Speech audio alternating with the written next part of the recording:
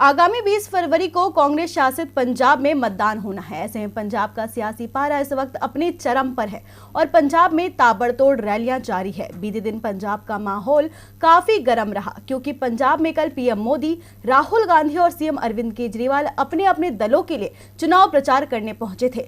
लेकिन इन सबके बीच कुछ ऐसा हुआ कि अब कांग्रेस बीजेपी पर हमलावर है। आखिर क्या है मामला, देखिए ये रिपोर्ट में। बीजेपी पर हमेशा से ही अपनी मनमानी करने के आरोप लगते आए हैं। ऐसे में बीते दिन भी कुछ ऐसा हुआ जिससे बीजेपी पंजाब की सत्ताधारी पार्टी कांग्रेस के निशाने पर आ गई। खासकर पंजाब के सीएम चरणजीत सिंह चन्नी ने तो बीजेपी के खिलाफ खुलकर अपनी नाराजगी जाहिर की। चन्नी ने कहा कि वो एक सूबे के मुख्यमंत्री हैं, कोई आतंकवादी नहीं। दरअसल बीते दिन पीएम की पंजाब में रैली होने वाली थी और ये पंजाब में पीएम का पहला दौरा था, जिसके चलते नो फ्लाई जोन का हवाला देते हुए राज्य के मुख्यमंत्री चन्नी का हेलीकॉप्टर नहीं उड़ने दिया गया, जिससे चन्नी राहुल गांधी की रैली में शामिल नहीं हो सके। एक बार नहीं बल्कि 2 बार सीएम के हेलीकॉप्टर को उड़ने की इजाजत नहीं दी गई, जिसके बाद इस मामले में सियासत शुरू हो गई और कांग्रेस की तरफ से केंद्र सरकार की कड़ी आलोचना की जा रही है। चन्नी ने कहा कि पीएम के लिए नो फ्लाई जोन का हवाला देते हुए दिन में 2 बार हेलीकॉप्टर को उड़ान नहीं भरने दी गई। उन्होंने कहा कि ये कौन सा षड्यंत्र है, कौन सी राजनीति है कि हमें हमारे ही राज्य में रोका जा रहा है, ऐसा कैसे चलेगा। चन्नी के अलावा पंजाब प्रदेश कांग्रेस कमेटी के पूर्व अध्यक्ष सुनील जाखड़ ने इसे साजिश बताया। वहीं इस मामले पर पीएम ने बहुत ही बेतुका सा बयान दिया, जिससे ये साफ जाहिर होता है कि ये किसी रणनीति के तहत ही किया गया है। दरअसल पीएम मोदी ने कहा कि जब वो गुजरात के सीएम थे तब पीएम उम्मीदवार के तौर पर वो पठानकोट से हिमाचल में प्रचार के लिए जा रहे थे। उस वक्त उनका हेलीकॉप्टर रोक दिया गया था क्योंकि उस समय कांग्रेस सांसद राहुल गांधी अमृतसर जा रहे थे। उनकी वजह से उनका हेलीकॉप्टर रोका गया था और उन्हें हिमाचल की 2 रैलियां रद्द करनी पड़ी थी। अब पीएम के इन बयानों से साफ है कि ऐसा करके उन्होंने सिर्फ अपने पीएम होने का फायदा उठाते हुए कांग्रेस से बदला लेने की कोशिश की है। ऐसे में कांग्रेस की तरफ से पीएम पर लगाए गए सभी आरोपों में सच्चाई नजर आना लाजमी है। उत्तराखंड में आज 13 जिलों की 70 विधानसभा सीटों के लिए मतदान जारी है और पोलिंग बूथ पर भारी संख्या में मतदाता नजर आ रहे हैं, जो आज अपना मत देकर उत्तराखंड के अगले 5 साल का भविष्य तय करेंगे। हालांकि नतीजे 10 मार्च को सामने आएंगे कि राज्य की जनता ने किसके हाथों में उत्तराखंड की सत्ता सौंपी। तो आइए जानते हैं कि किन दिग्गजों की किस्मत दांव पर लगी है और किन सीटों पर टिकी है सबकी निगाहें। उत्तराखंड में आज लोकतंत्र की ताकत दिखाने का दिन है। आज प्रदेश की जनता उत्तराखंड की 70 सीटों के लिए मतदान कर रही है। आपको बता दें कि प्रदेश में लगभग 82 लाख मतदाता हैं, जो 632 प्रत्याशियों की किस्मत का फैसला कर रहे हैं। इन चुनावों में बीजेपी के सामने अपनी साख को बचाने की बड़ी चुनौती है। ऐसे में पार्टी का दारोमदार मुख्यमंत्री पुष्कर सिंह धामी के कंधों पर है। धामी खटीमा से चुनावी मैदान में है और इसी सीट से 2 बार के विजेता भी हैं। लेकिन उन्हें कांटे की टक्कर देने के लिए कांग्रेस ने प्रदेश इकाई के कार्यकारी अध्यक्ष भुवन चंद्र कापड़ी को मैदान में उतारा है। वहीं दूसरी तरफ कांग्रेस नेता और पूर्व मुख्यमंत्री हरीश रावत इस बार लालकुआ से अपनी किस्मत आजमा रहे हैं, जिनके सामने भाजपा ने मोहन विष्ट को मैदान में उतारा है। इतना ही नहीं, कांग्रेस की प्रदेश इकाई के अध्यक्ष गणेश गोदियाल श्रीनगर गढ़वाल सीट से और मुख्यमंत्री पद के लिए आम आदमी पार्टी के उम्मीदवार कर्नल अजय कोठियाल गंगोत्री सीट से, तो वही भाजपा की प्रदेश इकाई के अध्यक्ष मदन कौशिक हरिद्वार शहर से अपनी किस्मत आजमा रहे हैं। इसके अलावा 70 में से मुख्य रूप से 5 सीटों पर सभी की निगाहें टिकी हुई हैं और वो सीटें हैं कोटद्वार, लैंसडाउन, हरिद्वार ग्रामीण, सल्ट और गदरपुर। दरअसल ये वो सीटें हैं जिन पर जीत और हार चुनाव परिणाम पर असर डालेगा और चुनाव के बाद की राजनीति पर भी असर डालेगा। खैर, मतदान तो जारी है, लेकिन किसको मिलेगी जीत और किसे करना पड़ेगा हार के साथ संतोष, ये तो 10 मार्च को पता चलेगा। कर्नाटक से शुरू हुआ हिजाब विवाद अब पूरे देश में फैल चुका है और थमने का नाम नहीं ले रहा है, बल्कि दूसरे देशों से भी इस मुद्दे पर प्रतिक्रिया आ रही है। वहीं देश में भी इस मुद्दे पर बहस छिड़ गई है और जमकर राजनीति हो रही है। विपक्ष का आरोप है कि बीजेपी जानबूझकर चुनावों में इस मुद्दे को भुना रही है, जिससे उसे फायदा मिले। अब इसी बीच किसान नेता राकेश टिकैत की भी इस मुद्दे पर प्रतिक्रिया आई है। आखिर क्या कुछ बोले राकेश टिकैत, देखिए खास रिपोर्ट में। कर्नाटक हिजाब विवाद अब बड़ा विवाद बन चुका है। हालांकि मामला कोर्ट तक पहुंच चुका है, लेकिन वहीं दूसरी तरफ इस मामले पर अब जमकर राजनीति हो रही है और सत्ता पक्ष और विपक्ष की तरफ से प्रतिक्रिया आ रही है। इसी बीच अब किसान नेता राकेश टिकैत ने भी केंद्र की मोदी सरकार पर निशाना साधते हुए गंभीर आरोप लगाया है। इतना ही नहीं, टिकैत ने हिजाब विवाद को गंभीरता से न लेने की सलाह दी है। हिजाब पर नहीं, देश में बैंकों के हिसाब पर आंदोलन करो मेरे प्यारे देशवासियों। यही हालात रहे तो देश बिकते देर नहीं लगेगी और हम ऐसा नहीं होने देंगे। राकेश टिकैत ने आरोप लगाया कि मोदी सरकार देश में इस तरह के विवाद करवा कर जनता को असली मुद्दों मुद्दे से भटकाना चाहती है। ऐसा पहली बार नहीं है जब टिकैत ने इस मुद्दे पर चिंता जताई हो। राकेश टिकैत इससे पहले भी बैंकों के निजीकरण धोखाधड़ी के मामले को उठाते रहे हैं। यही नहीं, बैंकों के लिए वो अगला आंदोलन करने की भी चेतावनी दे चुके हैं। वहीं दूसरी तरफ हिजाब विवाद की बात करें तो मामला कर्नाटक हाईकोर्ट पहुंच चुका है और कांग्रेस नेता बीवी श्रीनिवास ने सुप्रीम कोर्ट में भी याचिका दाखिल की थी। हालांकि सुप्रीम कोर्ट ने अभी मामले में दखल देने से इनकार करते हुए हाईकोर्ट के फैसले का इंतजार करने को कहा है। लेकिन विपक्ष लगातार यही आरोप लगा रहा है कि बीजेपी इस मुद्दे के सहारे अपना वोट बैंक बढ़ाना चाहती है। हालांकि उसे कितना फायदा मिल पाता है ये तो चुनावी नतीजे ही बता। पंजाब विधानसभा चुनाव के लिए मतदान होने में अब एक हफ्ते से भी कम का वक्त बाकी है। कांग्रेस पार्टी ने चुनाव से पहले प्रदेश में एक बड़ा दांव खेल दिया है, जिससे बीजेपी की मुश्किलें और ज्यादा बढ़नी तय है। क्या है कांग्रेस की नई रणनीति, देखिए ये रिपोर्ट। पंजाब में 20 फरवरी को सभी 117 विधानसभा सीटों पर मतदान होने वाला है। सियासी पार्टी सत्ता हासिल करने के लिए जी तोड़ कोशिश कर रही है। पंजाब में कांग्रेस पार्टी अभी सत्ता में है और सत्ता पर दोबारा काबिज होने के लिए जी तोड़ मेहनत कर रही है। वहीं अपनी मेहनत को अंजाम तक पहुंचाने के लिए कांग्रेस पार्टी ने प्रदेश में एक और बड़ा दांव खेल दिया है। पंजाब के मुख्यमंत्री और कांग्रेस के सीएम पद के उम्मीदवार चरणजीत सिंह चन्नी ने ये ऐलान किया है कि अगर मैं सत्ता में वापस आता हूं तो युवाओं को 1 लाख सरकारी नौकरियां दूंगा। मुझे सिर्फ 3 महीने मिले, अगर मुझे 5 साल मिलते तो मैं 1 लाख नौकरी देता। चरणजीत सिंह चन्नी ने आम आदमी पार्टी पर भी हमला बोला है। चरणजीत सिंह चन्नी ने आप पर झूठ बोलने का आरोप लगाया। सीएम का कहना है कि आम आदमी पार्टी हर दिन झूठ बोलती है। मैं हैरान हूं कि वो कैसे हर दिन झूठ बोलते हैं। वो किस बदलाव को लाने की बात कर रहे हैं, वो हैं कौन? खैर, अरविंद केजरीवाल का झूठ तो जनता के सामने आ ही चुका है, लेकिन चन्नी के इस वादे पर जनता कितना विश्वास करती है वो भी 10 मार्च को सामने आ जाएगा। 7 चरणों में होने वाले उत्तर प्रदेश विधानसभा चुनाव के 2 चरण का मतदान हो चुका है। अब सभी की निगाहें तीसरे चरण पर टिकी हुई है। दूसरे चरण के दौरान बीजेपी के नेताओं के विवादित बोल सामने आ रहे हैं। नेताजी लोगों को योगी जी के बुलडोजर की धमकी देते हुए नजर आ रहे हैं। तो क्या है पूरा मामला, देखिए ये रिपोर्ट में। यूपी में कल दूसरे चरण का मतदान गन्ना बेल्ट में था, जहां लोगों ने बढ़ चढ़कर मतदान किया। दूसरे चरण के सभी 55 जिलों में मुस्लिम आबादी निर्णायक भूमिका में थी। यानी साफ है कि दूसरे चरण में जिस तरफ मुस्लिमों का रुझान है उसी दल के जीतने की संभावना ज्यादा है। नतीजे तो 10 मार्च को ही सामने आएंगे, लेकिन मतदान के ठीक बाद हैदराबाद के गोशा महल विधानसभा से बीजेपी विधायक टी राजा सिंह यूपी के वोटरों को योगी के बुलडोजर को धमकी देते हुए नजर आ रहे हैं। टी राजा सिंह ने लोगों से कहा कि जो लोग बीजेपी को वोट नहीं करते उनसे मैं कहना चाहूंगा कि योगी जी ने हजारों की संख्या में जेसीबी और बुलडोजर मंगवा लिए हैं, जो कि उत्तर प्रदेश की ओर निकल चुके हैं। इलेक्शन के बाद मैं जहां जहां से योगी जी को वोट नहीं मिला है उन सभी इलाकों की पहचान की जाएगी और आपको पता है जेसीबी और बुलडोजर किस काम में आते हैं। जो ये चाहते हैं कि योगी जी फिर से मुख्यमंत्री ना बने, मैं उत्तर प्रदेश के उन गद्दारों को कहना चाहूंगा कि बेटा उत्तर प्रदेश में रहना है तो योगी योगी कहना होगा, वरना तुम लोगों को उत्तर प्रदेश छोड़कर भागना होगा। तो ये थी बीजेपी विधायक की धमकी, जहां वो लोगों को खुले में धमकी दे रहे हैं और अपनी तानाशाही दिखा रहे हैं। यहाँ विपक्ष पहले ही बीजेपी पर लगातार तानाशाह का आरोप लगाता आया है। ऐसे में बीजेपी नेता के इन बयानों ने विपक्ष के आरोपों को सही साबित कर दिया है। देश के 5 राज्यों में चुनाव जारी है, जिसके तहत आज यूपी में दूसरे चरण के लिए वोटिंग हुई, वहीं उत्तराखंड और गोवा में मतदान हुआ। दूसरी तरफ अब सभी राजनीतिक दलों का फोकस यूपी के तीसरे चरण और पंजाब चुनावों पर हो गया है। जहां 20 फरवरी को मतदान है, वहां अपनी पूरी ताकत पार्टियों ने लगा दी है। तो कैसा रहा आज का दिन और किस दल ने कहां भरी हुंकार, देखिए खास रिपोर्ट।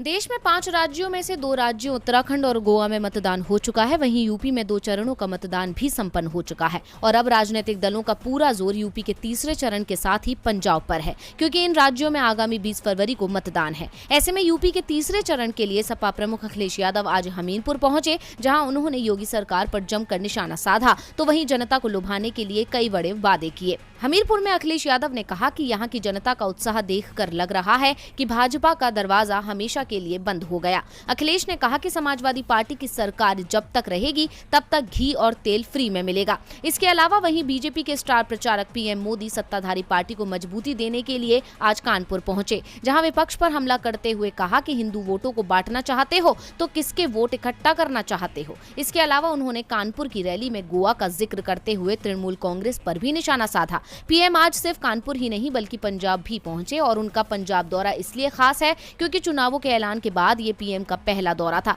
इससे पहले 5 जनवरी को जब पीएम पंजाब पहुंचे थे तो उन्हें बीच में से ही वापस लौटना पड़ा था, जिसके बाद आज पहली बार पीएम पंजाब के जालंधर में पहुंचे थे, जहां पीएम ने सरकार पर जमकर निशाना साधा। इसके अलावा आज आम आदमी पार्टी के संयोजक अरविंद केजरीवाल भी प्रचार में जुटे हुए हैं। केजरीवाल ने पंजाब में आपकी सरकार बनाने का दावा किया, लेकिन सरकार किसकी बनेगी ये 10 मार्च को साफ हो जाएगा।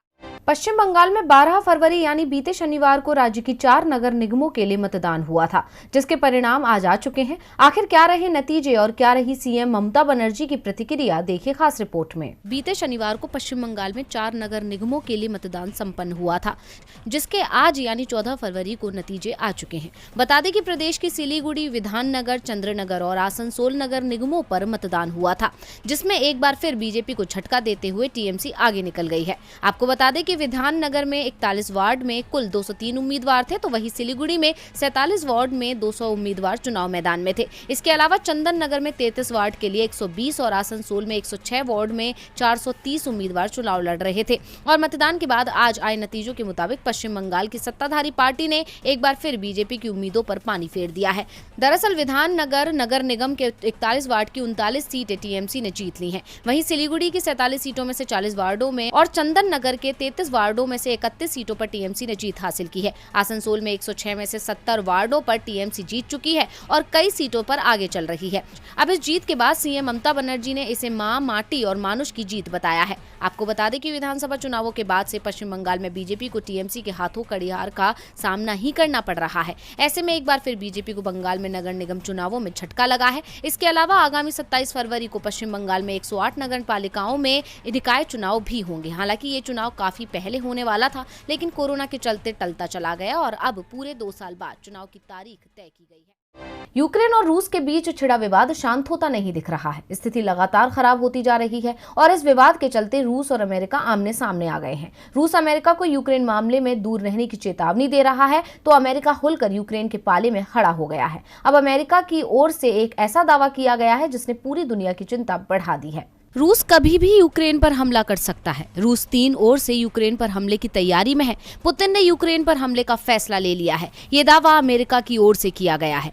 हालांकि अमेरिका का ये भी कहना है कि वो लगातार मामले के शांतिपूर्ण समाधान की कोशिश में लगा हुआ है, लेकिन अभी तक रूस की ओर से ऐसे संकेत नहीं मिल रहे हैं कि वो यूक्रेन मामले में अपने कदम पीछे खींचने की तैयारी में है। आपको बता दें कि यूक्रेन विवाद को लेकर अमेरिकी राष्ट्रपति जो बाइडेन ने रूस के राष्ट्रपति व्लादिमीर पुतिन से लगभग 1 घंटे बात की थी। यहाँ तक कि उन्हें यूक्रेन पर किसी भी तरह के सैन्य कार्रवाई के खिलाफ समझाया और चेताया भी, लेकिन उनका कहना है कि 60 मिनट लंबी चली इस बातचीत से हालात में बदलाव के कोई संकेत नहीं है। अमेरिका का दावा है कि रूस ने यूक्रेन की सीमाओं पर करीब 1,30,000 रूसी सैनिकों को तैनात कर दिया है। इस बीच तनाव बढ़ता देख दुनिया की कई एयरलाइंस कंपनियों ने यूक्रेन के एयर स्पेस का इस्तेमाल करना बंद कर दिया है।